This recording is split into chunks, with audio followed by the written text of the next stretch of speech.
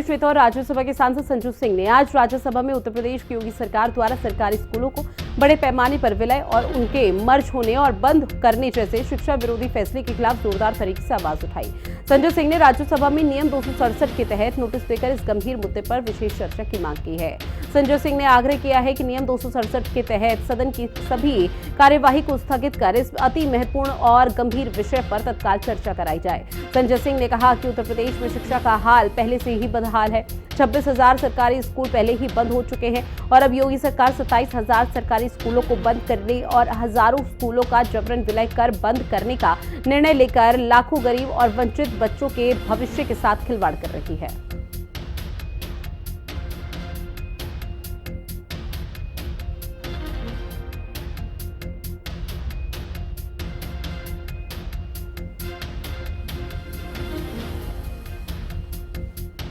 तो बड़ी खबर आप तक साझा कर रहे हैं, जो आपको बता दें कि यूपी में शिक्षकों की पहले से ही भारी कमी है। संजू सिंह की तरफ से बड़ा बयान सामने आया, जहां आगे उन्होंने कहा कि संसद में जो मुद्दा था वो आम आदमी पार्टी के राज्यसभा सांसद संजू सिंह ने उठाया। नियम 267 के तहत राज्यसभा में नोटिस भी दिया गया। साथ ही कहा गया कि सदन की जो कार्यवाही है उसको रोककर विशेष चर्चा इस पर की जाए। योगी सरकार शिक्षा विरोधी निर्णय ले रही है।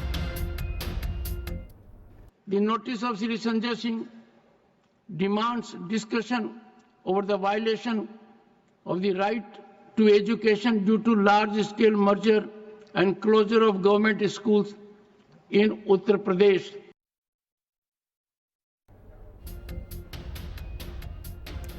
तो संसद की कार्यवाही रोककर विशेष चर्चा की मांग संजू सिंह की तरफ से की गई है। योगी सरकार शिक्षा विरोधी निर्णय ले रही है, इस तरह का जिक्र भी किया। साथ ही उन्होंने कहा कि गरीब, वंचित और बच्चों के भविष्य के साथ खिलवाड़ियों की सरकार कर रही है।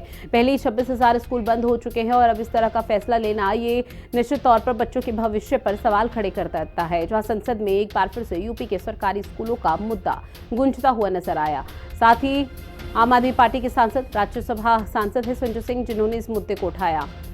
कंचन अरोड़ा मेरी सहयोगी हमारे साथ लाइव बनी हुई है। कंचन, पूरे मामले पर क्या अपडेट? क्योंकि देखिए, शिक्षा विभाग को लेकर और शिक्षा नीति को लेकर हमेशा से दिल्ली में आम आदमी पार्टी सरकार काफी एक्शन मोड में थी और अब जब राज्यसभा में सदन की कार्यवाही यहां पर शुरू हुई तो उत्तर प्रदेश में स्कूलों को लेकर जिस भी तरह की मर्जर या फिर विलय की बात कही जा रही है उसको लेकर फिर से ये मुद्दा गर्माता हुआ नजर आया।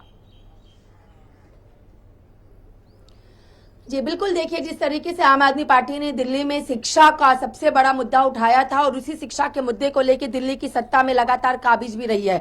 पंजाब में जब आम आदमी पार्टी ने चुनाव लड़ा तो पंजाब में भी शिक्षा के मुद्दे को ही लेकर और शिक्षा क्रांति के माध्यम से ही पंजाब में भी सत्ता काबिज की। लेकिन अगर बात कर लेते उत्तर प्रदेश की, तो उत्तर प्रदेश में जिस तरीके से स्कूलों को मर्ज किया जा रहा है, जो सरकारी स्कूल है उन्हें बंद किया जा रहा है, जिसे लेकर आम आदमी पार्टी के उत्तर प्रदेश के जो प्रभारी है संजय सिंह, जो कि राज्यसभा सांसद भी, उन्होंने इस मुद्दे को उत्तर प्रदेश के तमाम अलग अलग इलाकों में भी उठाया और एक मिस कॉल नंबर भी जारी किया, जिस पर 2 अगस्त को लेकर एक बड़ा अभियान भी आम आदमी पार्टी तरफ से चलाया जा रहा है। वहीं नियम 267 के तहत सदन में चर्चा के लिए नोटिस भी आम आदमी पार्टी से राज्यसभा सांसद संजय सिंह ने दिया और सीधे तौर पर कहा कि सड़क से लेकर सदन तक बच्चों के स्कूल बचाने की जो लड़ाई है वो लगातार जारी रहेगी और इस पर लगातार चर्चा भी की जाएगी, क्योंकि देश का सबसे बड़ा सूबा उत्तर प्रदेश है, यानी देश की सबसे बड़ी जो आबादी है वो उत्तर प्रदेश में है। और ऐसे में अगर बात कर ली जाए तो देश की सबसे बड़ी आबादी में जहां पे स्कूल सबसे ज्यादा होने चाहिए, जहां पे बच्चों को शिक्षा की सबसे ज्यादा जरूरत है, उस राज्य में अगर इस तरीके से स्कूलों को मर्ज किया जा रहा, बंद किया जाए, तो जाहिर सी बात है कि आम आदमी पार्टी ने इस मुद्दे को सदन के पटल पर रखा। और बीते दिन भी जब बैठक हुई थी तो भी संजय सिंह ने सीधे तौर पर कहा था कि इस मुद्दे को सदन के अंदर उठाऊंगा और आज पहले दिन ही संजय सिंह ने इस मुद्दे को सदन के अंदर उठाया। लेकिन अब देखना है कि संजय सिंह के द्वारा आवाज उठाने के साथ ही उत्तर प्रदेश में स्कूल को लेकर क्या कुछ चीजें परिवर्तित होती हुई दिखाई देती है। बिल्कुल कंचन, लेकिन जिस तरह की मांग की है कि बाकी जो सारे के सारे सदन में मुद्दे उठाएगा विपक्ष या सरकार की तरफ से जो तमाम विधेयक की बात कही जा रही है, उन सभी मुद्दों को रोककर, उन सभी विधेयक को रोककर सिर्फ इस मुद्दे पर बातचीत होनी चाहिए, इस तरह की मांग संजय सिंह कर रहे हैं। तो क्या लगता है कि आगे आने वाले समय में ऐसा हो पाएगा?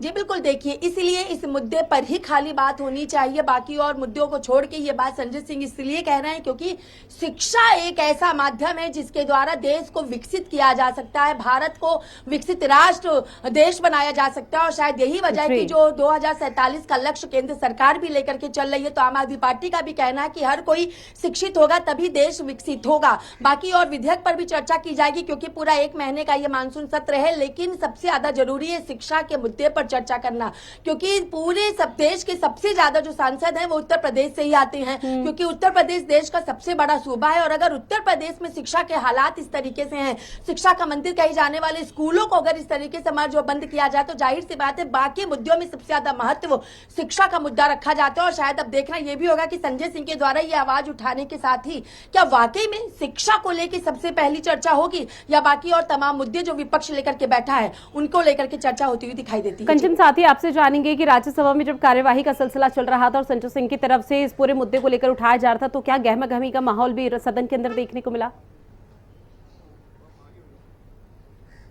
जी बिल्कुल, देखिए जाहिर सी बात है कि सदन के अंदर विपक्ष अगर किसी भी मुद्दे को उठाता है तो गर्मा गर्मी का माहौल देखने को ही मिलता है।